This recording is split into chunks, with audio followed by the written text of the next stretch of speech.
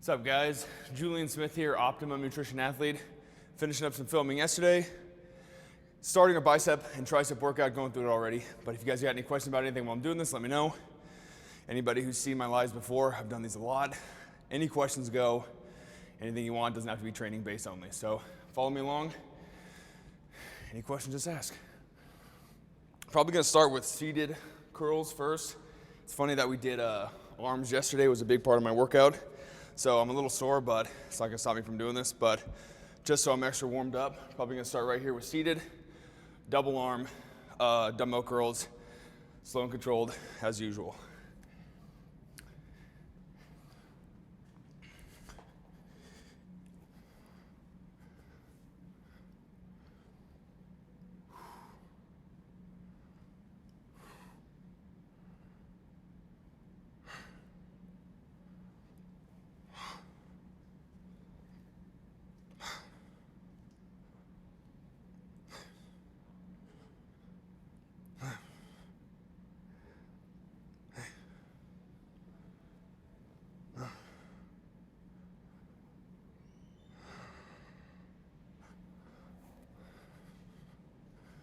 Always do about maybe like one or so warm-ups, although I do count those as like sets in my actual workout.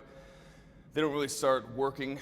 I only do probably like 2 or 3 full working sets. That's where I'm gonna be like hitting the reps I'm going for on the head. So these are gonna be probably like 12, 10, 8, 8. I probably could have done these for like 30 reps, but still gonna count that as my first set. And then the next 2, 3, and 4 sets, that's when it's gonna start getting heavy.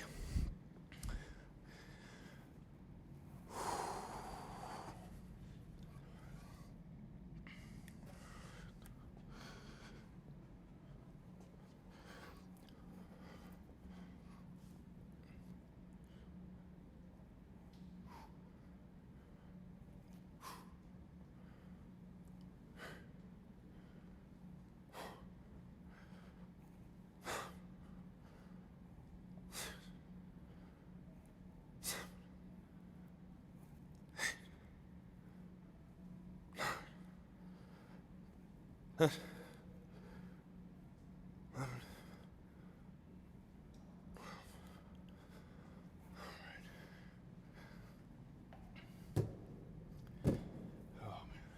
question from YouTube. Is it bad to train arms 2 days a week? It's not bad to train arm Tuesday. Arms 2 days a week if you have like it set up for that. I know a lot of people think that, oh, my arms aren't growing. All I'm gonna do is double the amount of workout that I'm doing, but in reality, you might just not be getting a really good workout in the first place. So why would you double up the amount of bad workouts that you're having? That's kind of my mindset with the whole thing. So I always tell people to get better workouts, achieve a better mind-muscle connection in the muscle first. And then if you want to add in other workouts, I've tried the 2 days a week, but it's really not as beneficial. I think it's worth like refining and making sure you're getting the most out of that first workout. You can't just double up, you know, not the best quality, you know what I mean? Where are we going?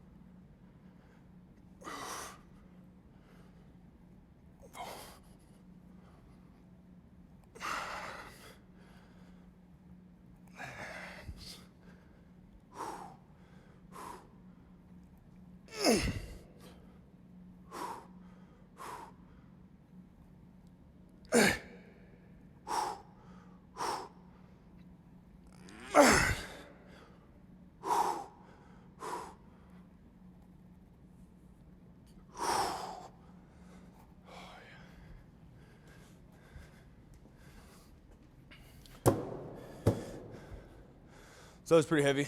So probably just end up going back to that again for 8, although I'm doing 12, 10, 8, 8. And then probably go to maybe 45 after that. Question from Facebook. Is there any benefit to seated versus standing curls? I like seated because I'm a pretty lower, like, dominant guy. So I feel like what I've done with standing is a lot of movement, you know what I mean? So if you can like get going and do some curls and get some like momentum in there. It's really hard to get momentum going when you're like this, you know what I mean? What are you gonna do to do it, you know what I mean? So I feel like I get a better, I guess just better form when I do something like this. It just makes it harder, you know? It's like putting your arms on like a preacher bench. There's nothing that's gonna help you except for your biceps doing the work. So that's gonna be like the ultimate, you know, isolation for just the biceps. Okay, one more from Facebook. What is your go-to exercise to concentrate on the long head of the triceps? The long head. Well, so what the long head is probably the part that most people like neglect, and I feel like that's something that I'm just known for. So the long head of your tricep, which is the back part right here, it's gonna be, what I've felt best doing something for the long head is gonna be wide grip stuff with your hands inside. Obviously like a double arm overhead where you're pressing up, you're gonna be contracting through that long head. But if you're doing skull crushers and you're coming down here with your elbows tucked in, you're focusing on pressing down just through this. If you get like wide grip, and I'll do these today too, I'll show you guys, that's almost all I do. Unfortunately, all I do for my triceps is long head work because it's the biggest part. It's like when people always hit like, you gotta hit more and more inclines or more squats for your quads. It's like the bread and butter of tricep exercises, so do stuff that focuses on that. So just watch this whole workout that I'm gonna do for triceps today, and it's all stuff that targets the long head. Minutes away from that. So I'll do my last one. 40 was rough, so I might just do 45. And that's one thing that you need to realize, it doesn't need to be this thing. I'll go down a lot of times. I might misjudge it, and that's not a wrap on the workout. That doesn't mean you're not seeing good results. If your goals are going 30, 40, and then you want to go to 50 for your workout set, and your body's like, well, no, you're not, then just drop back down. Your body doesn't know what you're doing. It just knows the failure, you know? Weight's not everything. Pre-workout right now is the gold standard pre. I really do like Platinum Pre by Optimum. I think the Platinum Pre is just a little bit more intense, but if you're looking at trying a pre-workout for the first time, the gold standard Pre is pretty awesome. It's a really good one.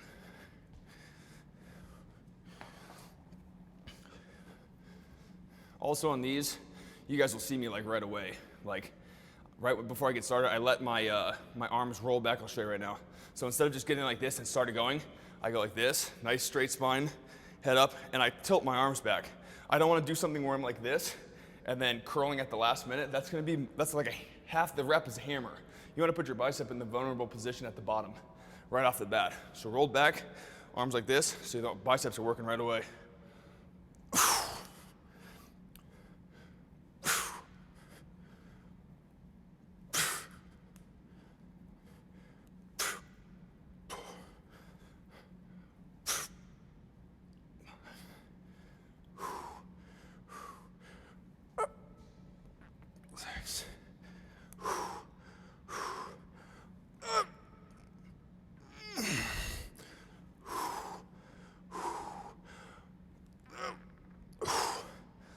So when I say going to failure, that's exactly what I mean. Failure doesn't necessarily mean a spotter helping you with 4 of the reps.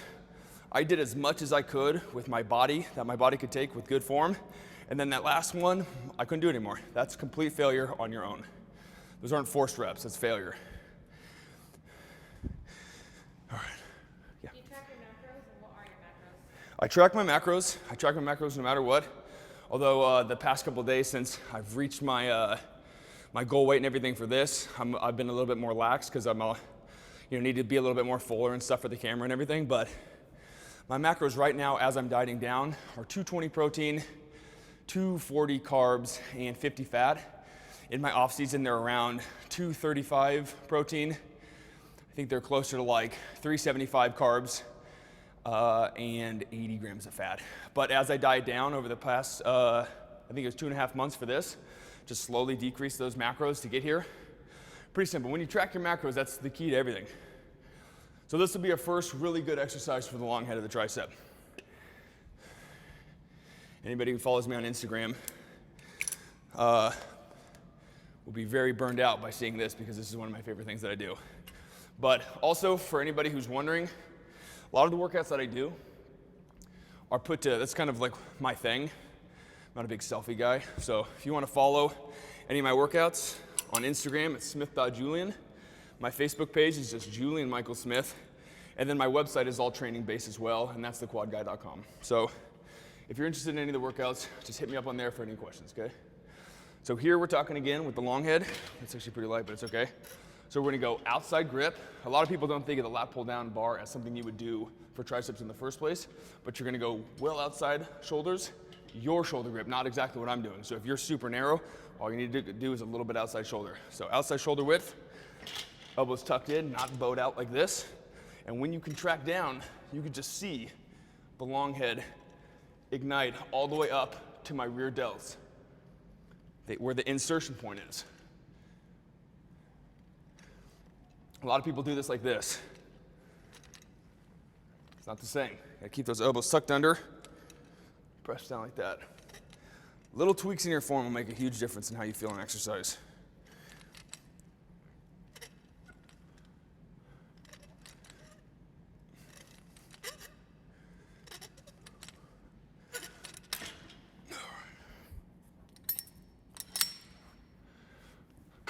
So. Question from YouTube. What do you think about BCAAs, glutamine, creatine, and fast carbs after your workout? Actually, it's funny because I do the fast carbs kind of like prior. I think it helps get in there. I guess it works both ways. The same kind of like filling up the glycogen storage, fast digestion, stuff like that. I think it's fine. But one thing that I've really tried to do over the past, I'd say 2 years, is really figure out what works best for me. And I really honestly hate throwing a bunch of like random carbs. Although I do like the post-workout carb supplements, it's really nice to get done with your workout and eat a meal, you know? I know a lot of people are like, well, I don't have many macros to work with. Yeah, it's because you're slamming shakes all the day, like all day at work, and you're slamming these like protein drinks, and you're doing all these like weird little meals that are basically just like supplements or bars or something. But when I get done with my workout, I have a full meal.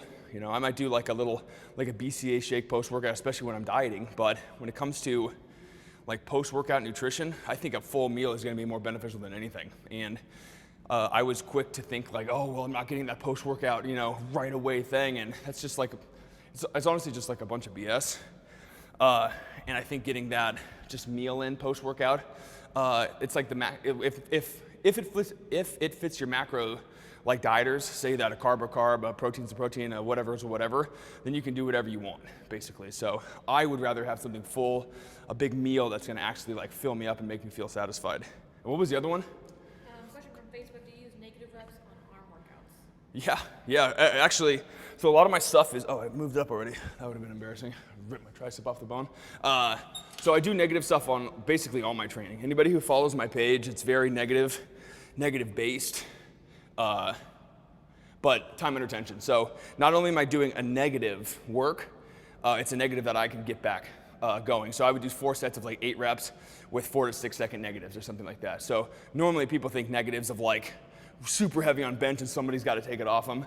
You lighten it up to a point where it's super heavy and you got to go less reps, but it's that slow down movement. You see, I have such a better mind-muscle connection and engagement in the muscle fibers when I do something like that. So yes, I do my negative stuff on all body parts.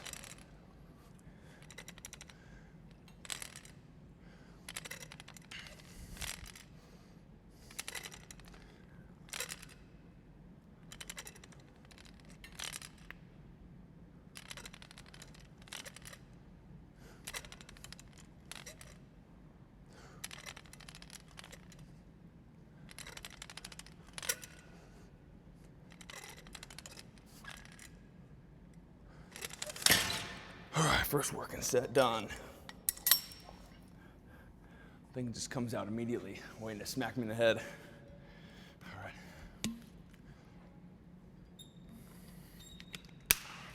How often do you train bis and tris?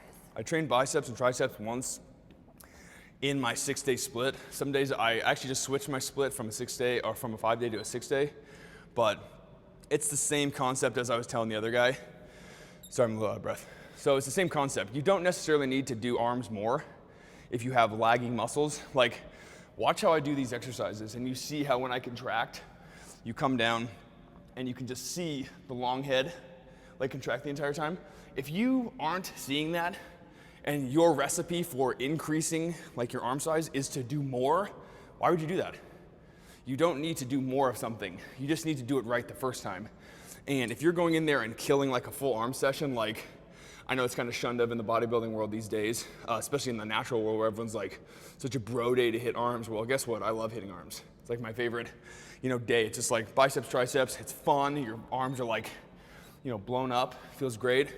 But the thing is, if you're not having a great mind-muscle connection and working the exact muscle, you're never going to see results. That's why people don't see results in their legs, because they have really, really bad workouts, and their like mindset is, oh, I'm training so hard, I'm sweating, I'm really exhausted, I better double up those workouts.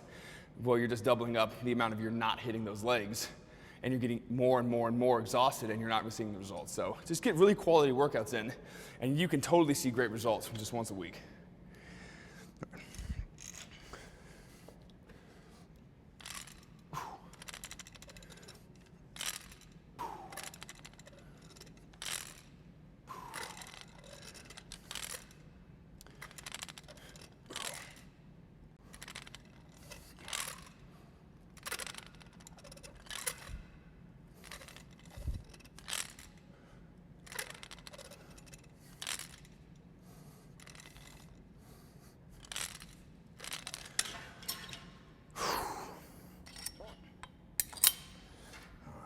Probably be my last one. And I'm going to show you something that I do as well before I get another question in here. At the end of a lot of my exercises, I'll do drop sets. And I think people are too stuck in the ways of like, I'm doing one thing, this is what I need to do. But a lot of people don't realize, like, look at this bar. You're telling me you can't fit a bunch of different grips on this thing? So if I'm going here for my first working set, and then I'll give you an example when I'm done. I'm going to do a double drop set. So I'm going to lower the weight twice and go immediately through it. So I'm going to start here, and then I'm going to drop the weight. I'm going to bring my grip in here, and then the last one I'm going to bring my grip in here. So although you're doing one exercise, a flat bar cable press down, you're really hitting 3 different parts, a little bit more emphasis on different parts of the head on the last set of the exercise. So just think outside the box for stuff like that. You could be doing those curls, the seated like this, and instead of curling outside like this on the drop set, if you were to do one, you can go 10, and then go 12, and then go 8 and curl inside. You're going to slightly hit the biceps just a little bit different, and that's a different way to work multiple things into one exercise. I'm ready for another question. Yeah, we have a couple questions. Okay. So, how many days do you rest? Okay, so I have an active rest day, which is my basically do cardio, calves, and I train my neck, so neck muscle, and then I do a total rest day, which would technically be yesterday, but I had to do all my workouts and stuff, so basically 2. And then any tips to get quad separation in legs? So quad separation is going to be, so I'll give you, if we can go over, let's find some good lighting. But so check it out. So a lot of people think that the exercises are what's going to give you quad separation. So squats, presses, sissy squats, anything like that, that's going to give you the muscle. Leg extensions and contractions are what's going to give you the striations. That's the feathering look. But the actual like separation themselves is going to be the posing. So everything that I get from these the inner parts of my quads is all posing. See how all I need to do is just sit here, completely relaxed, and then just go, and then all my separation pops out? That's the point. So that's the separation, but then I'll go like this, and then contract down and see the striations that roll up the side. I don't have as much separation, but I have the striations. So you have the separation aspect, separating your quads, and then you have the contraction aspect where you just lock down, and that runs the striations up the quad. So 2 different things. If you're looking for better separation, it's posing, and that's the stuff that can be done outside of the gym. I did sissy squats yesterday in our videos, and my legs are like super sore from it. Feels good. All right, so this will be the double drop.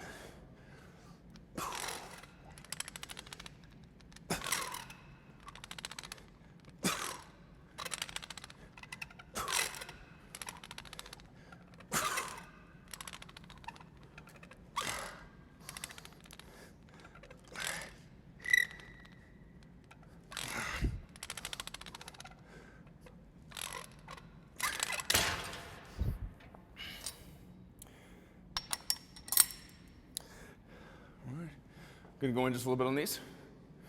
Slightly inside. 1,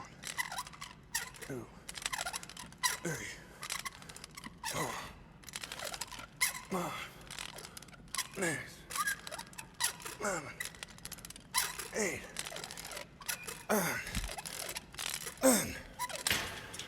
One more drop.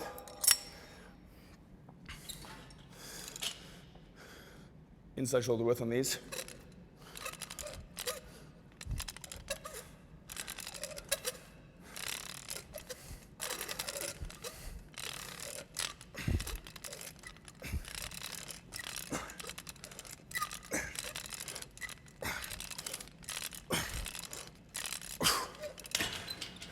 Like that. You know what we might do? We're gonna stay right here, and we're just gonna bring this down, and we're gonna do standing cable curls. Question from Facebook. For biceps, when I'm doing barbell curls, sometimes I feel like it's working my forearms more than my biceps. What am I doing wrong? So, forearms more than your biceps. Let me think for a sec. So if you're feeling it in your, well, first of all, it could be just like, there could be a number of things going on. You can actually have, like, I mean, the thing is, it's your biceps, you're gonna be working your forearms quite a bit during this exercise, but if you're not feeling it at all in your biceps, but you're feeling it only in your forearms, you're probably doing something where as you curl up, you could be doing some like too much movement with your wrist, if that makes sense. So one thing that I like to do is keep my wrist completely straight, and then as I contract up, I'm not doing this.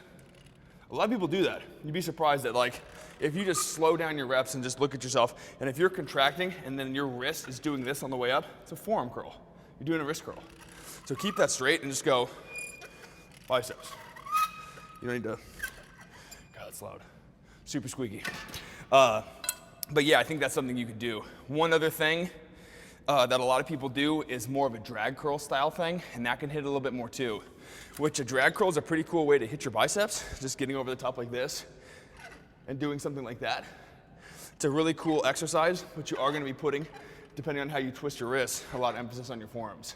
I like to keep all of my bicep movements as if I have a preacher bench behind me, so when you'll see me do these exercises, you're never gonna see me going like this and failing. It's always gonna be like this. Looks like there's a pad behind my tricep, and these are never coming back behind my shoulders. That's almost the biggest tip I can give you for biceps and triceps. If you're moving your upper arm too much, you'll never get the arms that you want. Keep this stationary, this is your hinge, and this is the only thing that's gonna be contracting. All right. Two more questions real quick from Yeah. what is your neck training? Oh, my neck training. So my neck training is, I do wrestling bridges. So that's laying on your back and raising yourself up with just your head. I do plate loads to the front of my face. So lying on a bench. I can even go through a few of them in between these, that'd be cool. And dumbbells on the side of my head and then contracting this way. Basically every motion that you would do with like a crunch, you know, straight ab crunch, crunch to the side, do that with your neck, you know, with weight. I know people like to say that it looks stupid and look at this guy, but you know, I've trained my neck consistently over the past, you know, couple years, on and off for the past like 10 years. And when I start directly training my neck, I mean, my shirt sizes, like it fills in. Like it's pretty crazy how fast, if you don't train something and you do it right the first time, you will see growth. And I just think about everybody who probably all wears, you know, you're wearing your t-shirt and that thing never changes, you know what I mean? Whenever you wear a t-shirt, you might get a larger size, but the neck usually stays the same for every person. Now imagine training your neck immediately and then just feeling that thing get tighter. You'll know pretty dang quick when you see those results. Do you have one more? Yeah, do you recommend ending each muscle group on the last set with a drop set? Yeah, I like that kind of stuff. I personally do. I know a lot of people don't like doing drop set work until they're dieting because it's just an extra way to stimulate and burn a little more calories. But you know what, I'm not a 65% of your 1 rep max kind of guy. I'm not a huge fan of progressive overload. I just like going in here and really hitting it as hard as possible, but I do have an emphasis on, you know, a super heavy week. That's when I'm gonna hit 5x5s and, you know, 8, 6, 4, 4 and 4 sets of 4. But then the next week I'm gonna do more time under tension, tempo based and high rep stuff. So you don't wanna do heavy stuff every single week, but that's just the way that I've trained. And I've seen plenty of results from it. So I'm not too focused on like just those, you know, 1 rep max, you know, or 65% of your 1 rep max for progressive overloads. If you want to throw drop sets in, triple sets, I'll do strip sets on leg press and do 10 plates down to 1, as many reps as possible. I like switching it up, and I think that's what training should be all about. Less science and a little bit more hard work on the training side. That's my theory. Theory. It's contradictive. Outside shoulder width on these, and that's going to be targeting the inside bicep, inside part of the bicep, inside head.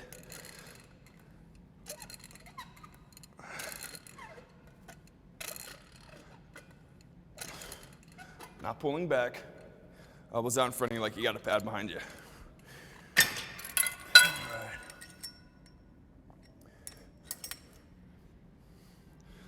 Show you guys a couple of these next real quick. In between. These are super simple. All you need to do, lie on the side for the side part here, and I just let my head come down and just touch the pad. Boop, just like that. And just like a little neck crunch. You could use no weight. I know that what is it? Where did I learn this? I was doing this physical therapy class, and they do a lot of neck stuff like this for people that have car accidents, just bodyweight stuff with their own neck. And it's pretty crazy how much just strengthening your neck. You won't get tweaks from working in the yard. You won't get tweaks from grabbing something weird. It's just, having even sleeping wrong. So stuff like this can make a big difference. And then from the front, if you just had I use my knee pads, but if you have some sort of a pad, I just lay back here so I can hang off. And then if I had a pad on my forehead, I would just set a dumbbell or a plate right here, and then just kind of support it here with your hands and just kind of come down and then contract up. Pretty simple. And I guarantee that anybody who does just those two, just do 3 sets of 15 reps with whatever weight hits you at that rep range. The next day you'll feel it's pretty crazy how much you'll feel it. And it's a really cool, although you might want to do it in the dark so no one sees you at your gym doing it, but it's one of the coolest. I make jokes about it all the time. If anybody's seen Tom Hardy in Warrior, his traps are connecting to his ears, and I make that joke all the time on my page, but Google his neck training workout for that movie, and it's like he deadlifts with his head. It's crazy, the stuff that he does. I don't remember if I moved up, but we'll do it anyway. All right.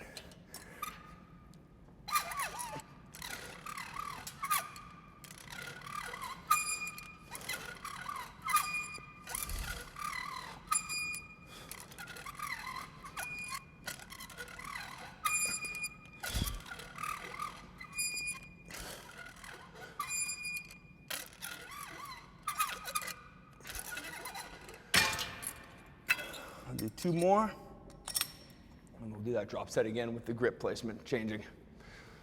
All right, Facebook, what's your opinion on using wrist wraps during arm training for keeping the wrist immobile? That's fine. I think that's totally fine. It's actually interesting that that's mentioned because I actually just started boxing with a buddy of mine for some additional cardio. He's an MMA fighter. He was in the Marines, and when he came back, he did a bunch of training in Thailand and stuff. And when he came home, I was like, dude, let's get together and let's work out and let's do some stuff like the good old days, And I go out there and I box with him, and I got back and I was like, oh my God, my wrists were so wrecked from that thing, from doing all that work, the bag work and everything. And we got some wrist wraps, and it's pretty crazy because just that wrist wrap can help so much with just keeping your wrist straight. And if you have issues with your wrists, that could be one of the smartest investments you do, because if your wrists are tweaked, you're not going to be able to lift the amount of weight that you want to do. And if you have the wrist wraps and it keeps you nice and sturdy, it takes a lot of that pain out of it. I'm not saying you should be training if you have an injury, but if there's a little soreness in there and it's a little tender, the wrist wraps make a huge difference. Do you recommend your neck exercises for women, or should they avoid them? If you're a woman and you want a big neck, you know what? I won't say it like that. That's totally wrong. If you're a woman and you want to strengthen your neck, not necessarily put on size, it all comes down to eating, right? If you're going to start doing neck exercises, but you're not eating like a bodybuilder to gain weight, you're not going to gain size anywhere. So if you want to just strengthen your neck, let's say you're a woman and you have problems and you tweak yourself often, I would do it. I actually saw a lot of that neck training stuff in physical therapy classes done on elderly women. They did it because, you hurt yourself. And it's pretty crazy how much, your head is it's such a vulnerable thing, and it's surrounded by muscles and tendons, so why would you not strengthen, everything on your body? If you're gonna work your legs and your arms and your chest and your back, why would you not work the thing that keeps your head attached to your body, I guess. I don't know. That's my thoughts. But yeah, you totally could. All right. Second to last set. Sorry for the squeakiness.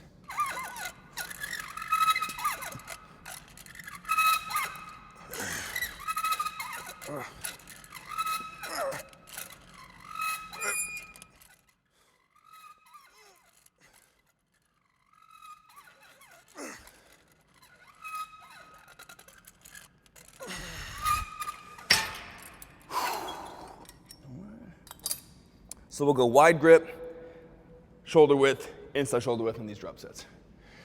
What is your cardio routine? What do you do for cardio? Cardio routine right now it changes depending on what I'm doing. It could be, well, as I'm dieting down, my cardio is obviously higher, but I keep it pretty simple. I have all my cardio at my house. I do recumbent or stationary bike for my high intensity. That's just gonna be a 40-minute light, 20-second all-out sprint. So if I'm doing 10 minutes, hit sessions, I would do 40 seconds light, 20 seconds all out, and that counts as 1 minute, and do 10 of those in a row.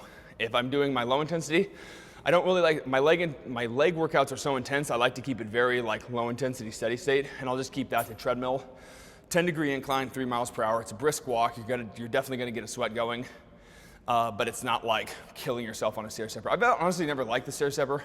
I know some people like to say, that's how I got, my shredded glutes, but no, you didn't. It's that just comes from losing the weight. So depending, whatever you want to do for your low intensity is going to be the way to do it. Do you train your forearms separately? I do. Well, now that I'm doing arm day, which is going to be biceps and triceps, and we can run over a little bit of that today too if you want. I do forearms with my biceps, but I used to do them on my active rest day. But my active rest day is just a little bit too close to my arm workout now, so I don't want to like kill my forearms prior to biceps. That's like. Doesn't make sense. So now I'm just doing biceps, triceps, and then I do my forearms worked in with my bicep workout. All right. Last one. Double drop.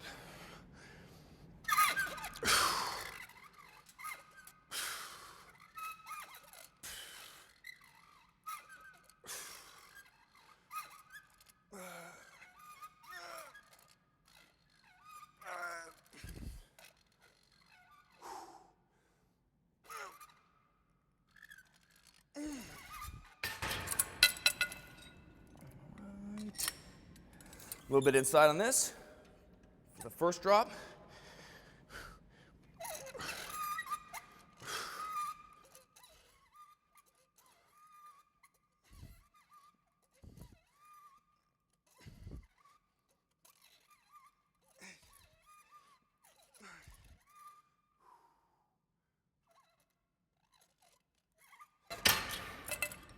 Last one. I do my hands, whatever touching would be.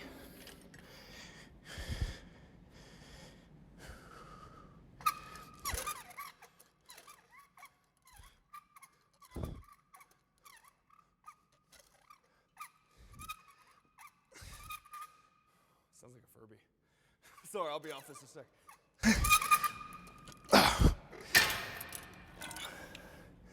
Oh man.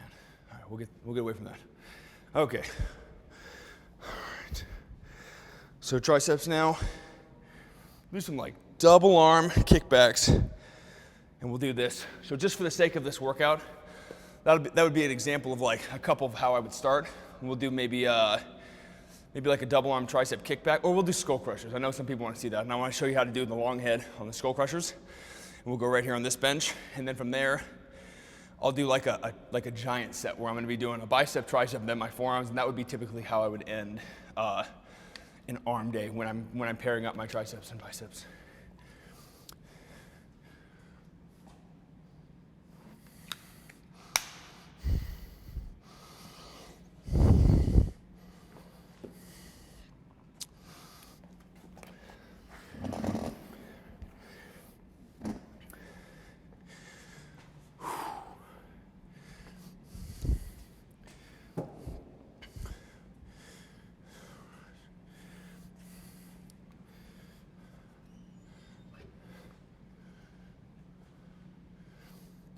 Good old skull crushers. About as basic as it gets for tricep work. I think on these, the best thing to realize, just like I said in the other ones, keep the movement in your upper arm to a minimum. If you're doing a lot of this, you know, that's movement that's not your tricep working. I keep my arm very stationary. I'll have you come over to the side during this to take this, and you'll see how it's a hinge, man. It's like I'm in stone and only one thing's moving. We're gonna go wide like this. And instead of your elbows tucked out like this, you're keeping them under you. And you're gonna come right down, nice and easy. Touch your forehead, don't smack yourself.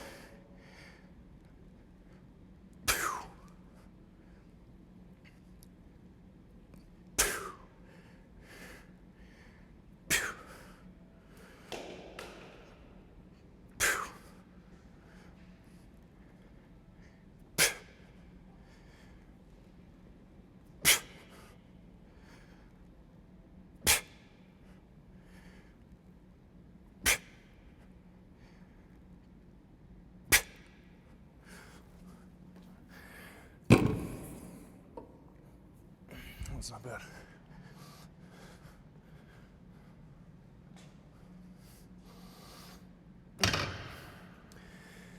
So once I get pretty warmed up, I don't necessarily need to keep doing like that, the light warm up.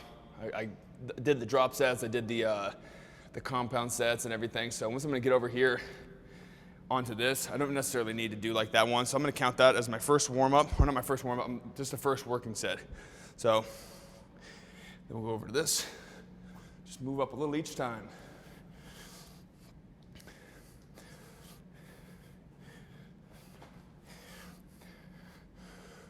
What are you drinking? Well, I'm out now, but that was the gold standard pre. They were lucky enough to give me some. It's weird when you like travel. I mean, I feel like I'm super unprepared. Not really for like, I'm really prepared for what I'm going there to do. But in regards to like, I leave and I'm like, dude, I didn't bring any whey. I didn't bring pre-workout, I didn't bring food. And then I get here and I gotta go over to the store and go to Albertsons, grab a little tub of whey and stuff like that. So, but they brought me some pre-workout and that's pretty good. At some point, can you give some tips about hamstring mass growth? Yeah, so I can do that like right now. So the hamstring mass growth, first of all, when you're talking mass, it's diet. You wanna put on size, you have to be eating the right way to put on size. But you just need to hit something that's going to contract, that you can get the weight fully contracted from the bottom and the top. That being like a leg extension. When you're at the bottom of the rep, the same weight is at the bottom that's at the top. If you're doing a squat and you squat down, when you're standing straight up, the weight's not really on you anymore because you're standing. So leg curls, lying leg curls, where you can contract down and that full weight is on you when you're in the contraction, those are very key. But when it comes to like just like the mass movement, moving weight, you want to do stiff leg deads. Stiff leg deads and good mornings, which we actually covered in the instructional videos that we did while I've been here. So you'll be able to see those on Bodybuilding.com. But you just need to make sure you have those down and make sure that you can do the good mornings, the barbell good mornings, or the barbell stiff leg deads, or dumbbell stiff leg deads, whatever you were talking about. And those are going to be the key in getting that like the mass and putting on the size of your hamstrings.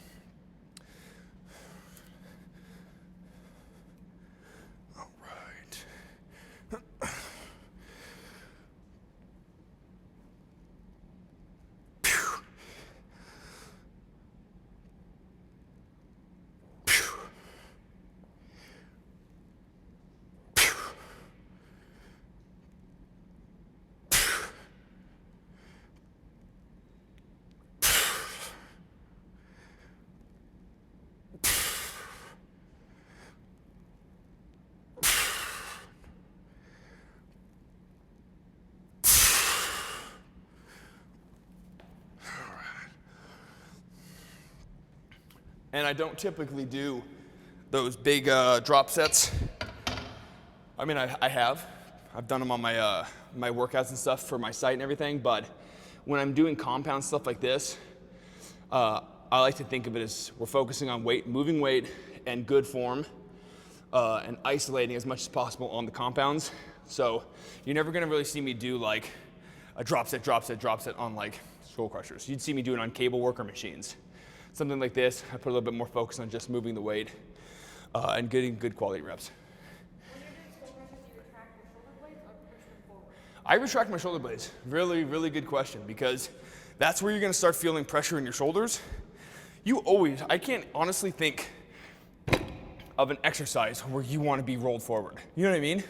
So you're gonna come down here like this, weight on top of you, and instead of like pushing forward, boom, that little bit makes you, the weight is on your shoulder blades, and you come down nice and easy. But if you're up here like this, that just feels weird, you know?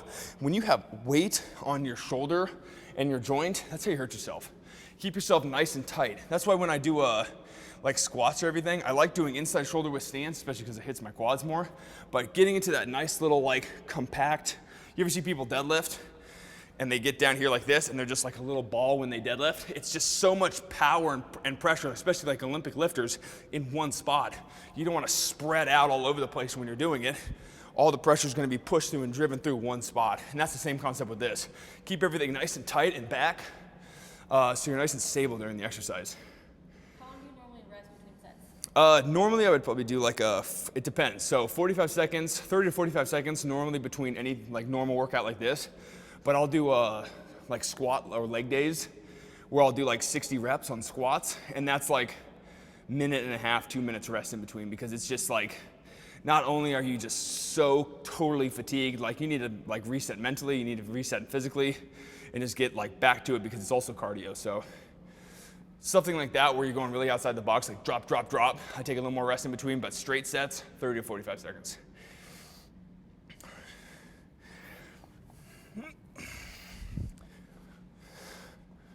One thing I see people do on this a lot is like just kind of like kick themselves back with the weight on them. But if you have this weight on you and it's too heavy and you lean back, you're gonna hit that bench so hard.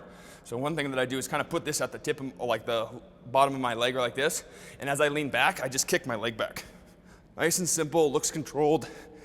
You don't wanna like have that weight on top of you and then go flying back, you know, bust yourself.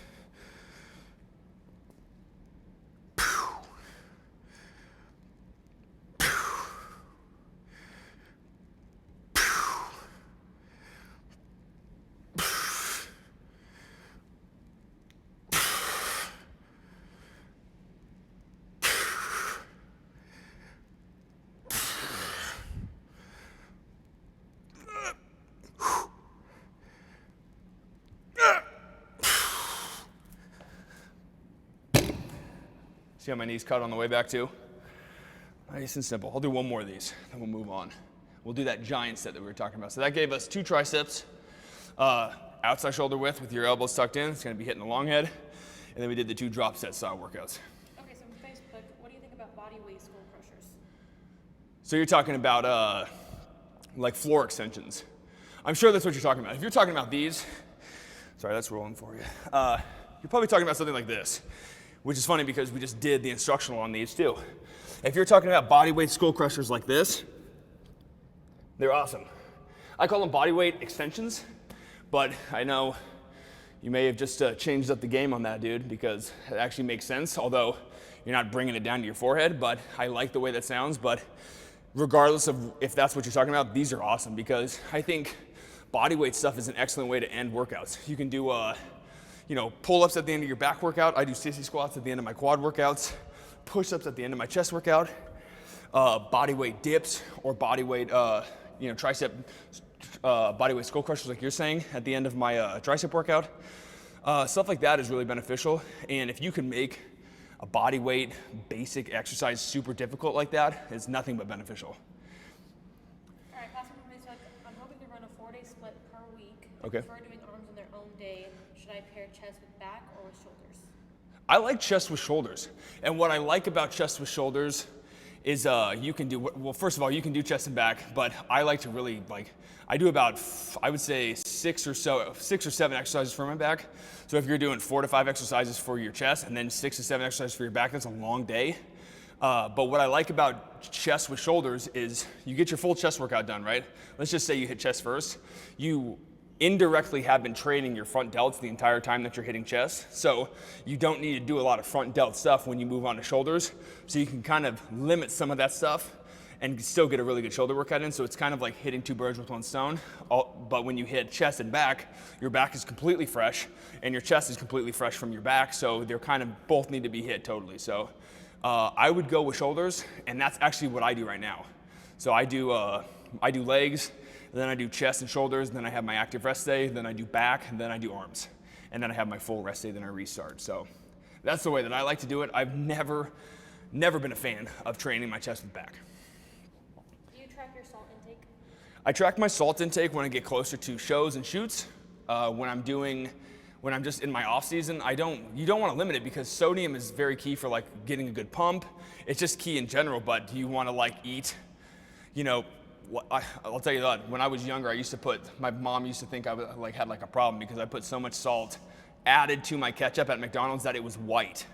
Like it would took all the moisture and it was white on top of it, and I was like, that's how much I like salt. But I don't think it's really a problem. I wouldn't worry about it unless you're overdoing it to a point like that. But at the same time that you're getting all that salt in, just make sure you're drinking a lot of water.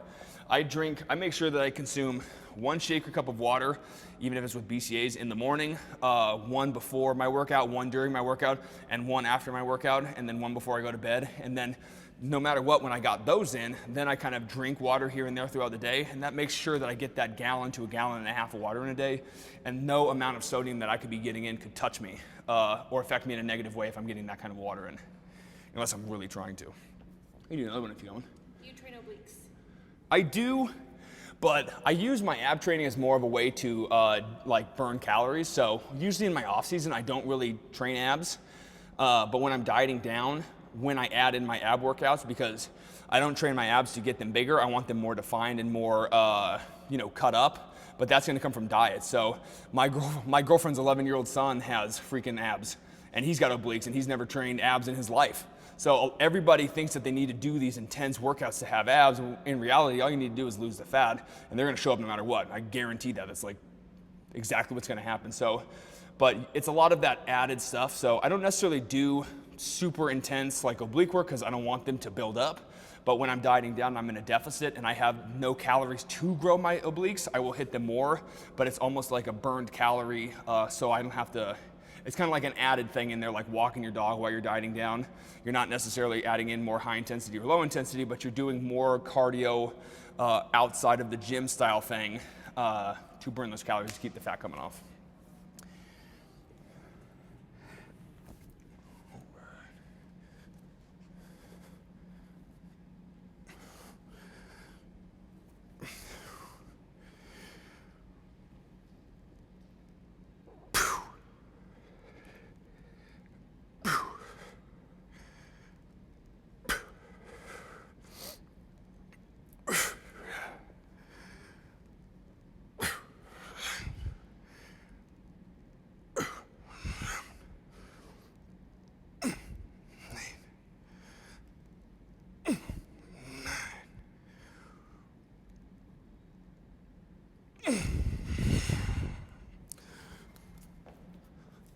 Right. So we'll get over onto this giant set, and I'll kind of show you how I would do a tricep, bicep, forearm giant set. Giant set meaning 3 exercises in one. Doesn't necessarily need to be all the same. You could do 3 chest workouts in a row. I've done like dips, push-ups, then cable flies. Giant set still, but this is going to be the opposing muscles. So biceps, triceps, forearms. Okay. Effective trap workout. I mean, unfortunately, and we did those too on the instructions with Bodybuilding.com, so that's cool. But unfortunately, it's really simple with traps. You want to do those shrugs. When I bring this over here to show you the wrist curls, I'll show you another one that I like. This is one I did on my page not too long ago, and it did really well. And I think it's because the way that you isolate. I'll sit right here to do these. But just get on the end of your bench. So one thing that people don't ever do with traps is snatch grip. They always keep their grip inside like this, inside shoulders, and they pull. But what they do is that they end up pulling with their elbows, and that's not your traps. You're doing some row, you're doing some weird thing to get up way too much weight. So lighten up in the first place, but doing a snatch grip wide outside your shoulders like this, I do it under my legs, slightly bent, and then instead of having my elbows out like this, turn them under and then contract up. One of my favorite trap workouts. Literally when I do this, I hashtag Tom Hardy traps on my videos. I'm not kidding, you can go look at those. but this is like one of my favorite ones to do at the end of a back workout. But the same concept with this, you could stand up and be here, same snatch grip. See how there's no bend in my elbows? A lot of people go like this. You literally can't do enough. You can't do the weight, so you're doing like a row to get it up. If you want your traps to work, there should be no bend in your elbows at all. Pure trap. So that's what you need to do. And then there's only like the basics, which is going to be a dumbbell shrug, machine shrug, or a barbell shrug. And then if you don't have any of that, then you can do some of these other ones. But there's only a few. You just got to make sure you're doing them correctly. So we will do, how about we just do barbell curls onto double arm tricep kickbacks, and then we'll go over to the forearms. So I'll bring this over here.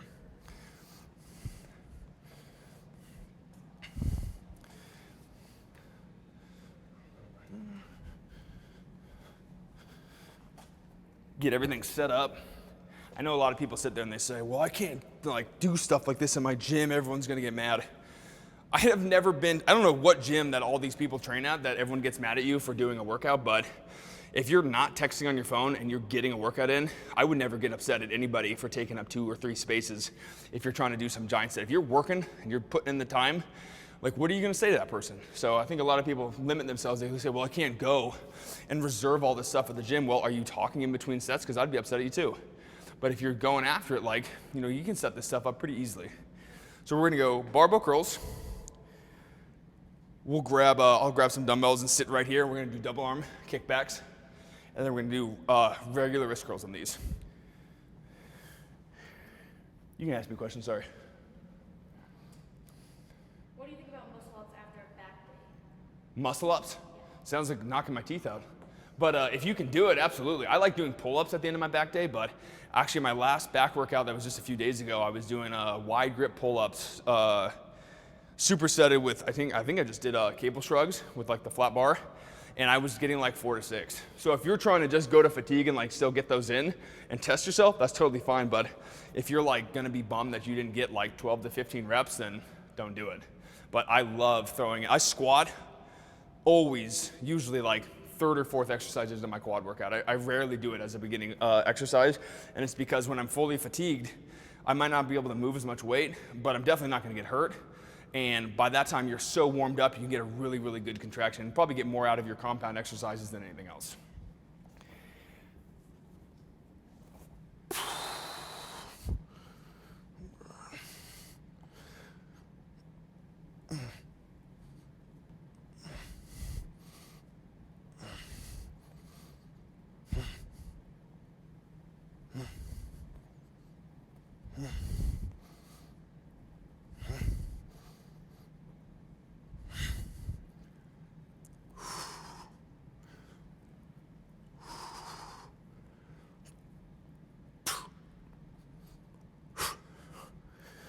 Move this out of the way.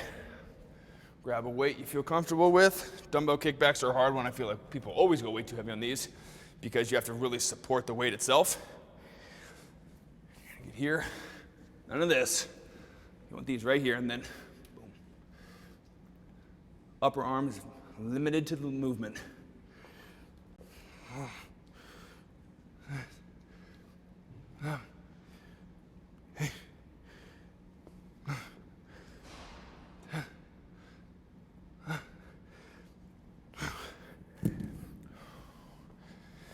And we will do forearms. I like to keep my thumb wrapped around like this on these, just inside shoulder width. And then I like my arms, my upper and lower arm lined up. So I don't want to do anything like this. It already hurts my wrist. Anything like that, it's gonna hurt the wrist. Try to be as lined up as possible for these. Just nice, controlled. None of this. People seem to do that all the time. I don't get that. Nice pause on the top.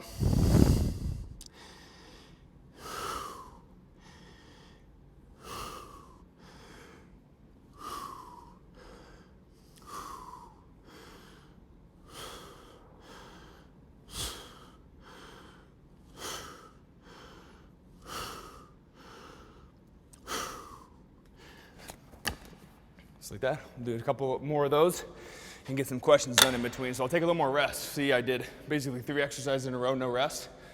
And take a little more rest in between these. These would be like that minute 30. How many movements should you do per body part? I do probably, I'll do as many movements as I want. So it's just like I was talking about over there. What if you did 1 set and you did 16 movements for chest? Technically, that's 16 sets and 16 different movements, but it's not like you're overtraining because you're doing 16 different exercises. But if you were to do 4 sets of 10 reps on 16 different exercises, that's way too much volume. That's way too much for your muscles to recover. So I would keep it between I would say between 12 and 14 sets on smaller muscles, and then I do probably upwards of 20 sets for legs. But you also need to realize my leg days are a quad, which is 4 exercises or so for quads, 3 or so exercises for hamstrings, and 2 exercises for glutes. So it's not like that's way too much volume for legs. Yeah, but I'm focusing on my quads, then I'm focusing on my hamstrings, then I'm focusing on my glutes. A lot of people think that's way too many sets, but it's not. They're broken up. So. Next question. I do 8 moves per body part and mostly a 5-set, 8-10 rep scheme. Is 8 moves too much in your opinion? 8 moves on 5 to 10 reps?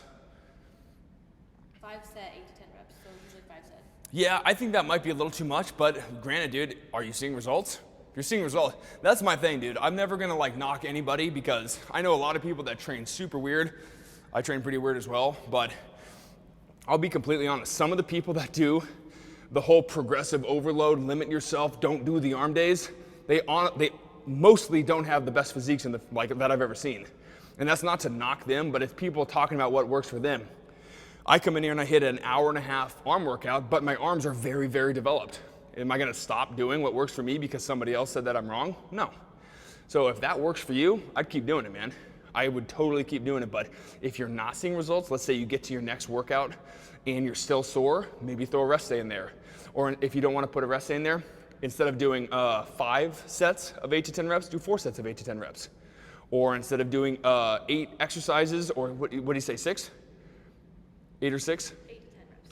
Okay, then I would just cut some of that stuff down. But you just need to pay attention because what works for me might not be perfect for you, and what you're doing that's working well could be too much for me. So just listen to your body and you're gonna see way better results. Don't listen to everybody else. You could take tips on form and everything, but it's like when people ask me for my macros. Why do you wanna know my macros? Or are you gonna use my macros? I'm 6 feet, 199 right now. What if you're 280 pounds and you have 40 more pounds of muscle on me, than I do? Are you gonna use my macros? No, you need more than me. Or what if you're lighter than me and you think, oh, well, I look similar to him, but you're 5'4" and you're 150. You don't need as much as me, or you could need more. Everyone sets themselves up for failure and they're too much focusing on somebody else, everybody's different. One more question for you to start your set. How long did it take you to build your physique? It took me, so I started training, basically, my birthday's August 10th. I'm size 12 in Vans, if anybody wants to give me shoes. Just kidding. But August 10th, my dad bought me literally a squat set when I was 15 to get ready for football training. And that's literally the day that I started training was on my birthday. So this August 10th, I will be training for 15 years straight. And I think in that 15 years, I probably haven't taken more than, I would say, a week off ever training. So that's pretty much training every single day, consistently for the past 15 years. And when I was about 17, that's when I started doing bodybuilding focus. And that bodybuilding meaning I got my diet in line. So 15, 16 was kind of just getting into the workouts and stuff and not knowing what I was doing with diet. And then 17, I started really getting into reading about nutrition and, I need protein. I can't be eating a salad post-workout and trying to stay lean. So got to learn about stuff like that. So I want to know where you got your shorts. I got my shorts from Bodybuilding.com. They literally sent them to me. Super lucky, super lucky. These are actually super comfortable. I might just wear these down to the river when I get home. Oh. Ooh. Oh. Nice. See how I'm not bowing my elbows out when I'm doing this? A lot of people do that. Make sure you keep your arms straight with the arm that's going up. You see so much more results.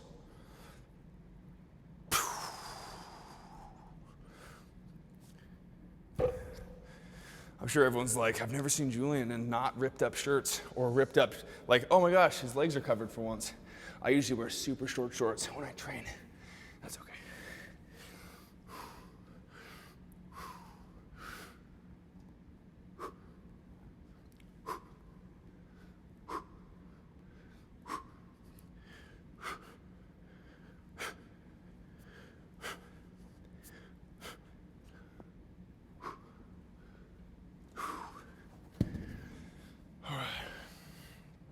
You can ask me a question if you want, in between this. I have a couple questions on vacuum training.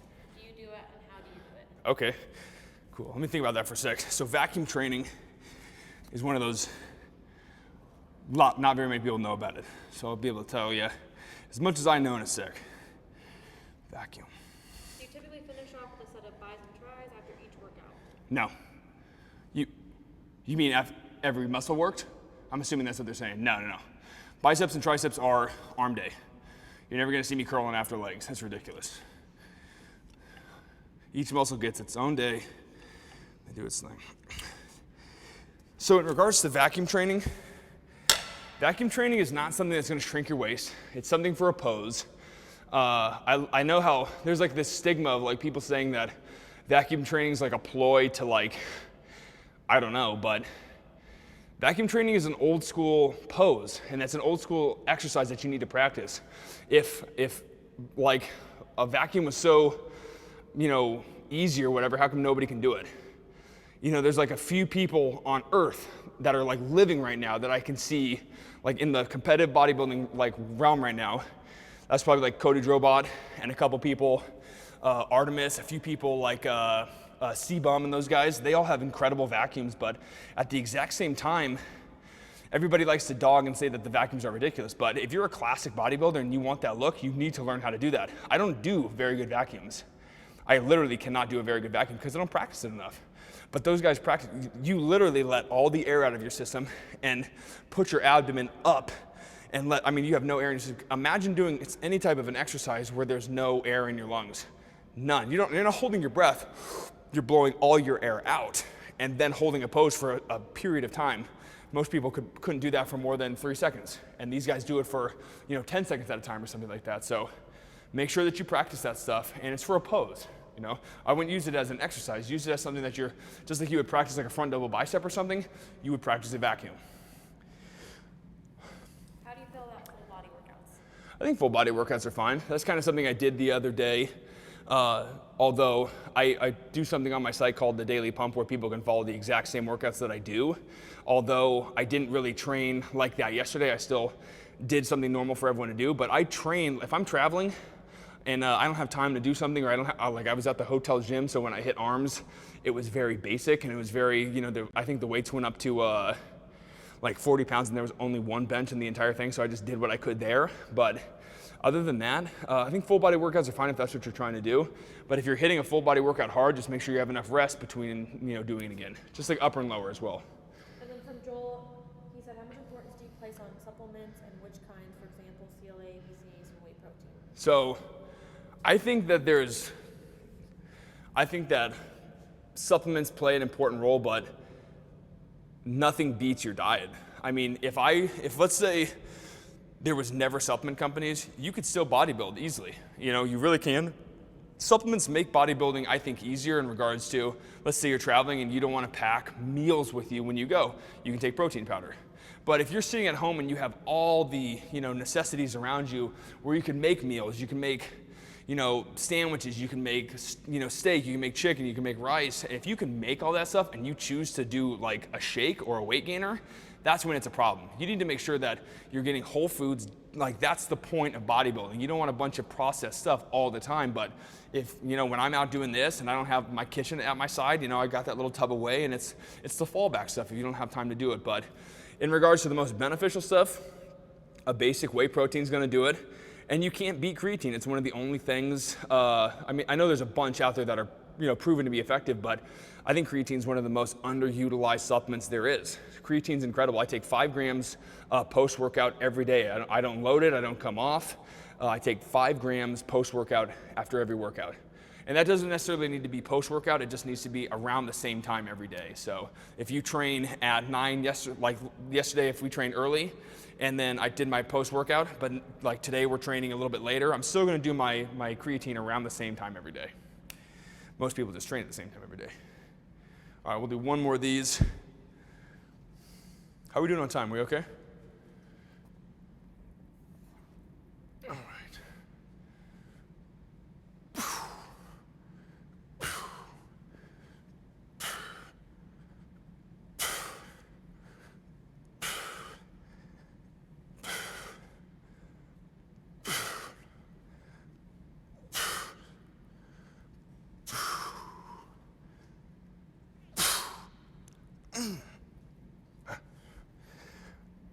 I don't know if you noticed throughout each one of those, I moved my grip in slightly each time.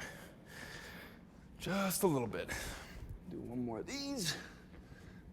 1, 2, 3, 4, 5, 6, 7, 8, 9,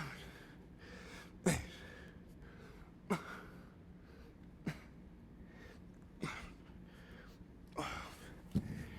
And then the forearms.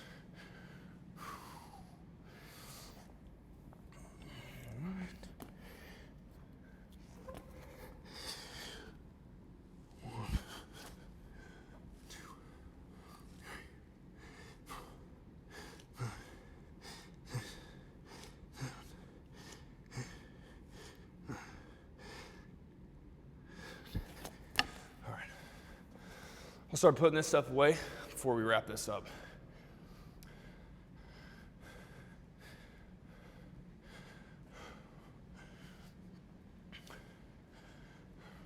Question while Yeah, ready. how do you know when you're doing enough weight? You'll know when you're doing enough weight if you have a specific rep range that you're trying to land on. So if you're going for like, let's say you're doing 12 to 15 reps, and like let's say these I was doing 10, 10, 10. Those were like a little light. I'm just doing a lot of this for pump work and especially for this workout. But if you're trying to land on a specific rep, you should land on that rep. If you're getting to 12 reps and you're shooting for 12 reps and you're like in your mind thinking, well, I probably could have got 15, 20 out of that, then you're going too light. The reps are there for a reason, and you should try to land and stick to those numbers. So you should be getting pretty close. Does the 21 style work for any exercise? Any exercise, absolutely. I do them on lying leg curl. I do them on extensions, tricep press down, the standard barbell or cable curl. You can do them on bench press. I mean, literally anything you can do because the exact same movement. You can do them on lat pulls, here, then come down low, and then come full. You can really do it anywhere. It's a really cool way, to switch it up. For those attending to lift, what pre and post-workout foods do you recommend? Pre and post-workout what? Foods. You know what? It's pretty funny. It sounds like a little, I don't know, cliche, but I honestly, like cereal for me, like pre-workout is gonna be awesome. And there was actually a time when I was dieting down this last year when I was doing the men's health shoot that I dieted down on my pre-workout was Pop-Tarts. Actually, I'll show you right now. The Pop-Tarts that I have right now are the cookies and cream. They're so simple, man. Like this right here is about 75 grams of carbs, 3 grams of protein, and 10 grams of fat. It's so easy to just say, I have eaten my pre-workout and it's easy to track and it's in here so you don't need to spill it or cook it or anything. There's no moisture, no milk that you have to add in. It's really simple to do a pre-workout with something like that.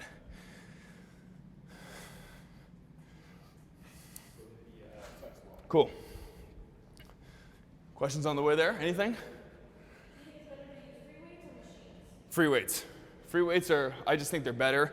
And what I like about free weights is, like, we're talking dumbbell or barbell, everyone's built differently. So if your body wants to do something to make it better for itself, a free weight can move for whatever it wants to do to make that exercise work. Same with a dumbbell. But if you're on a machine, that machine was manufactured to move in a certain range. And if your body's not too happy with that, I'm sure anybody's gone to a different exercise and thought to themselves, wow, this doesn't feel right for me. It's because it was made that way. It's just not made right for you. Not your fault, it's their fault. Well, it's not their fault either. Bodybuilding.com, BBCom, flex wall. Pretty cool thing. Check it out if you haven't seen it. It's been a really awesome experience being here. I mentioned on my post the other day, it's been basically 3 years, and I feel like this is the place I've wanted to come this entire time. So Bodybuilding.com, appreciate everything they've done for me. Again, my name's Julian Smith. Instagram, smith.julian, Facebook, Julian Michael Smith, and my website, quadguy.com. If you have any questions about anything, always ask. I appreciate you guys tuning in for this.